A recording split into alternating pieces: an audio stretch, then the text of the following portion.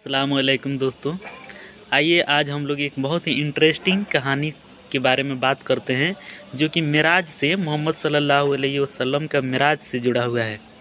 तो इसमें तो कोई शक की बात नहीं है, जो पूरे आलम इस्लाम को मालूम है कि मोहम्मद सल्लल्लाहु अलैहि वसल्लम को आसमानों का सफ़र कराया गया और उनको दुनिया में रहते हुए ही जन्नत और जहन्नम को दिखा दिया गया। ये हुआ एक एक जानवर पे बैठाकर, उसका नाम था बुर्राक। बुर्राक एक घोड़े जैसा एक जानवर था। तो उनको उनको जो मदीना था वहाँ से बैठा कर लाया गया बैतुल मक़दिस में, यानी कि यरूशलेम में जो अभी बैतुल मक़दिस है वहाँ पे बुला कर लाया गया। और फिर वहाँ पे जो मस्जिद अक्सा है उसमें पूरे जो आज तक उनके समय तक जितने प्रोफेट आए थे, जितने पैगंबर आए थे, उनको उनका इमामत कराया गया मोहम्मद सल्लल्लाहु अलैहि वसल्लम के द्वारा। और वहाँ से फिर आसमानी सफ़र शुरू हुआ। वहाँ से बुर्राक पे बैठाकर और उनको उड़ाया गया। और ये सफ़र लगभग 23 साल के आसपास चला। उनको जन्नत भी दिखाया गया, जहन्नम भी दिखाया गया। और सब जब सफ़र पूरा हो गया तो जब वो आए तो वो देखे कि जो वो घर में ताला लगाए थे उसका ताला अभी हिल रहा था। जो वज़ू करके गए थे वो पानी अभी भी बह रहा था। यानी कि ये इतना क्विक एक्शन हुआ था कि ये कुछ सेकंड या कुछ मिनट के अंदर में हो गया था। अब ये बात तो आम इंसान के समझ से बाहर की बात है। तो वो जब आए और फिर से वो देखे कि जो बिस्तर से वो निकल कर गए थे वो बिस्तर अभी तक गर्म था। तो फिर इसका डिस्कशन जब सुबह मस्जिद में करने लगे तो सारे सहाबा सुन रहे थे। तो हमें तो कोई शक नहीं है, जो मोहम्मद सल्लल्लाहु अलैहि वसल्लम ने जो कह दिया बात वो सच है और जो अल्लाह का हुक्म है वो सच है।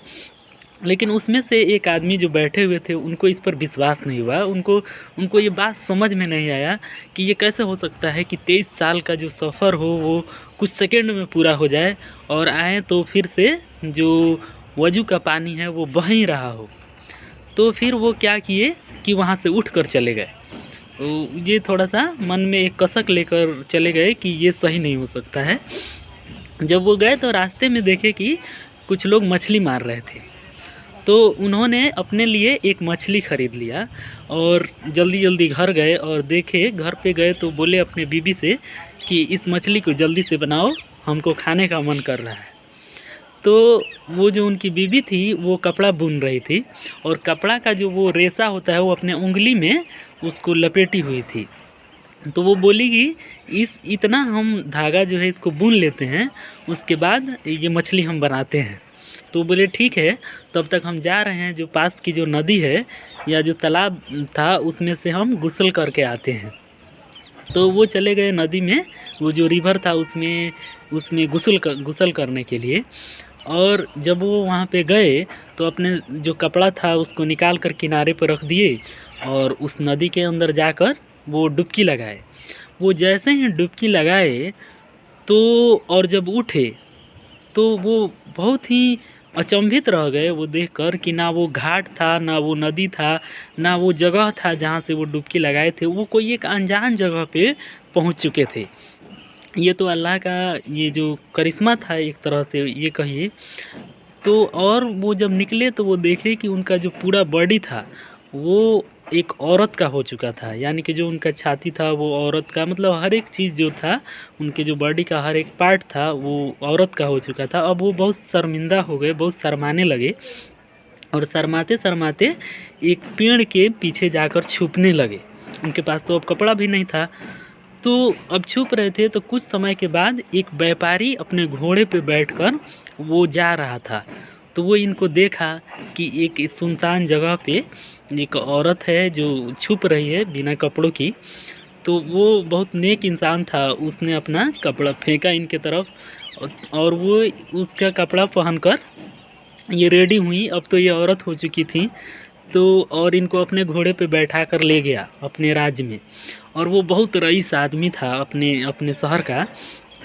तो और इनका चेहरा बहुत खूबसूरत औरत की तरह हो गया था। तो इनसे वो निकाह किया और निकाह के बाद इनसे 12 बच्चे पैदा हुए 12 साल के अंदर। हर एक साल मतलब एक एक बच्चा पैदा हुआ 12 साल में। और अब ये जो बात था इनका कि ये पहले मर्द थे, ये बात ये बता भी नहीं सकते थे वहाँ पे। अगर बताते तो कोई विश्वास भी नहीं करता इस चीज़ पे। तो अब इनको बहुत याद आता था अपना घर, अपनी बीवी और वो सारी मोहम्मद सल्लल्लाहु अलैहि वसल्लम की कही गई बातें। लेकिन 12 साल में वही था कि अब धीरे धीरे इस बात को भूलने लगे थे और इस चीज़ को मानने लगे थे कि अब यही हमारी ज़िंदगी है और हम एक औरत की तरह ही ज़िंदगी बसर करेंगे। 12 साल बीतने के बाद एक वहाँ पे बहुत बड़ा मेला लगा। वो जो राज था वहाँ पे एक मेला लगा और वहाँ के जो शहर की पूरी औरतें थीं वो उस एक नदी में नहाने जा रही थी।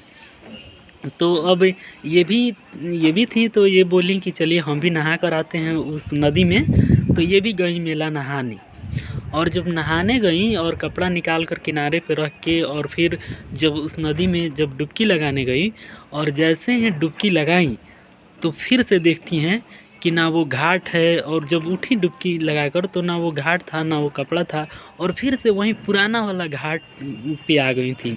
और जो ये कपड़ा निकाल कर रखे थे पहले, अपना जो पैजामा या कुर्ता जो भी हो, तो वो उसी तरह से रखा हुआ था। अब इनको हर चीज़ फिर से रिकॉल हुआ, जल्दी जल्दी याद आया। अब ये भागे भागे निकले और उस पैजामा को पहने, उस कुर्ते को पहने और भागे भागे घर आए। तो घर आकर देखते हैं कि जो इनकी बीवी हैं वो जो हाथ में वो धागा लपेटी हुई थी वो अभी भी आधा उनके उंगली में ही है।